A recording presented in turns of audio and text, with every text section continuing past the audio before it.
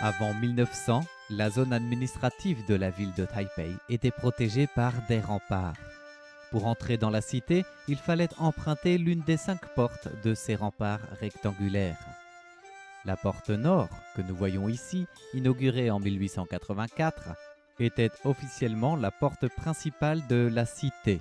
Son appellation, Ch'en-en-man, symbolise recevoir la grâce céleste, puisque c'est devant cette porte que tous les mandarins en poste à Taipei devaient annoncer leur arrivée suite à la nomination par l'empereur. À l'époque, la porte nord était renforcée d'une enceinte rectangulaire protégeant davantage son accès. Aujourd'hui, il ne reste que la bâtisse principale de cette porte nord.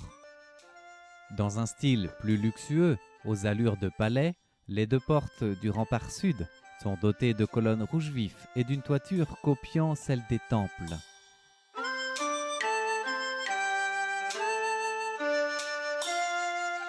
S'il existe 2 portes sur le côté sud, c'est parce que la petite porte sud aurait été un ajout entièrement financé par la richissime famille Lin de Panqiao pour faciliter ses trajets vers la cité de Taipei. Quant à la porte principale sud, elle était aussi la plus grande de toutes les portes de la cité de Taipei et la plus fréquentée par les habitants.